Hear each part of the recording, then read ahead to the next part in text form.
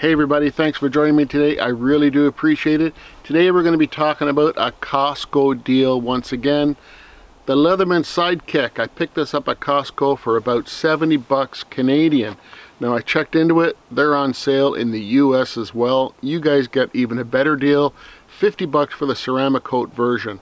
But 70 bucks is still cheaper than the Leatherman website. It's cheaper than anywhere on Amazon to buy it in Canada.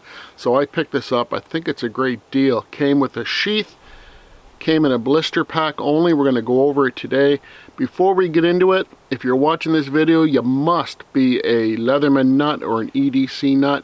Have you ever owned the Sidekick? And if you have, let me know what you thought about it. Was it a catch and release? Did you keep it? But let's get into the Leatherman Sidekick, because so far I'm really digging this multi-tool. So here's the nylon sheath that came in the package. Nothing wrong with it at all. Holds the Leatherman tool very well. It's good quality. Belt loop on the back. Nothing wrong with this at all. I haven't carried it in the sheath. I've been carrying it a different way. But if I ever want to carry the sheath, this one will do just nicely. Before I get into the tools of the Sidekick, I'm going to show just one reason why I think it is a viable tool for me and maybe something for you. And speaking of tools, there are two tools missing on the Sidekick that I always said were mandatory on a multi-tool for me. Despite that they're missing, I think it's going to be a keeper for me. Now let's compare this to the Charge and let's compare this to the Rebar. Two very capable Leatherman tools. I carry them both a lot. This Charge is my favorite Leatherman that I've handled so far, but it is a little bit smaller than both, a little bit thinner, and I really like the way it fits in my hand and it fits in my everyday carry. So that's one reason why I do like the Sidekick, just for the size and the way it feels in my hand. So maybe it'd be something that would work out for you too. So before we open the tool up and I demo it, there are two tools missing that normally I say are mandatory. That's a scissor and an awl. But I think even despite missing those two tools, it's going to be just fine. Now there are blades accessible one-handed from the outside, which is something I really like. This is about a 2.5 inch hollow grind blade in 420HC. Super sharp. 420HC is nothing special when it comes to knife steel. It will dull quickly, but the good news is you can bring it back to a screaming sharp edge in no time at all. I use DMT stones and a strop. A strop is usually all I need if you maintain it. So a pretty capable little knife. It's small, but it does the job. And over here, another locking tool.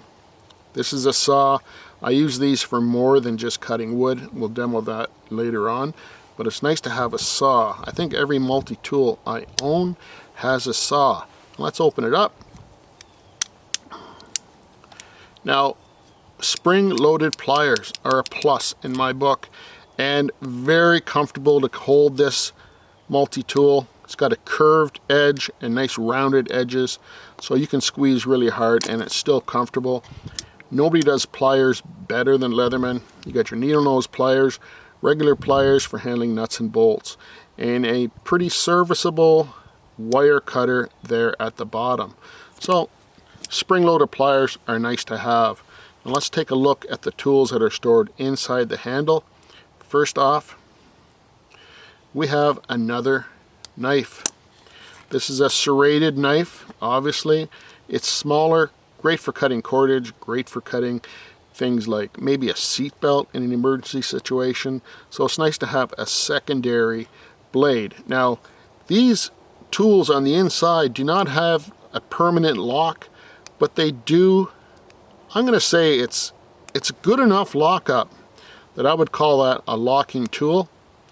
So it's nice that they all lock up to a certain degree.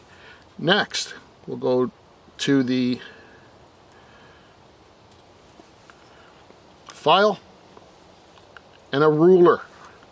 Now, file I use occasionally, you know, it's not something you're going to use all the time, but it's nice to have a ruler and a very small and quite a nice fine tip screwdriver bit for a flat edge. So there's another tool.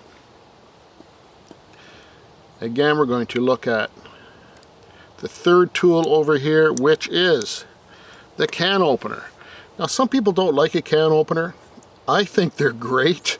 I actually use it as a can opener quite a bit, even around the house. If our home can opener is in the dishwasher, I'll grab a Leatherman and I'll open up a can using this because it works quite well. Great for opening packages. And here we have a wire stripper at the bottom. So open cans, a bottle cap lifter, and a wire cutter or a wire stripper.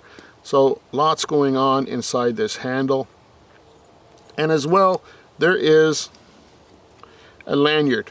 I probably won't use the lanyard hole, but it is there if you're a lanyard type of person.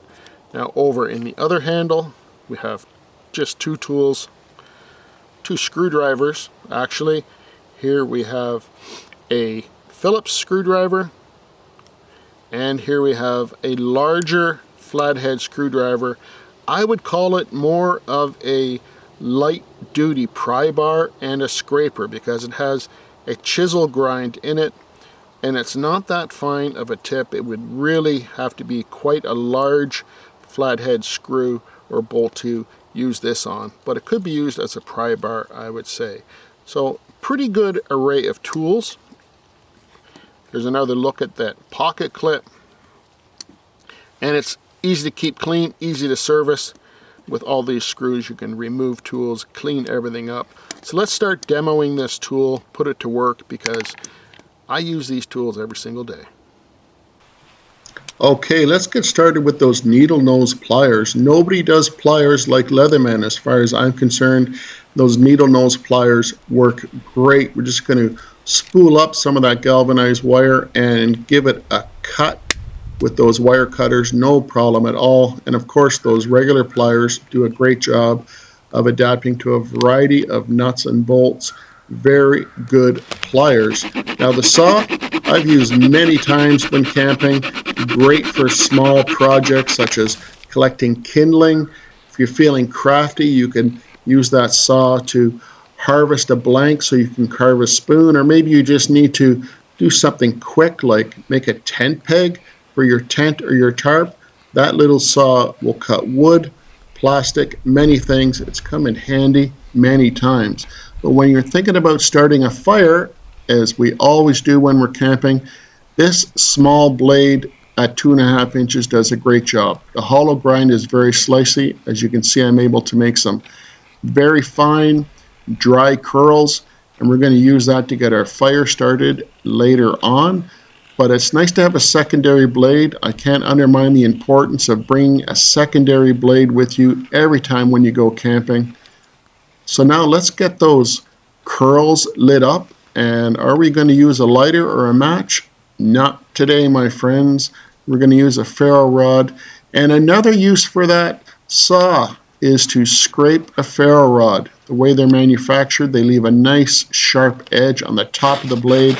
So it works very well to start a fire and to scrape a ferrocerium rod. So now all we need to do is put some kindling on top of that, then our fuel, and we'll be ready to cook, enjoy the warmth, and just enjoy some of that good old-fashioned caveman TV.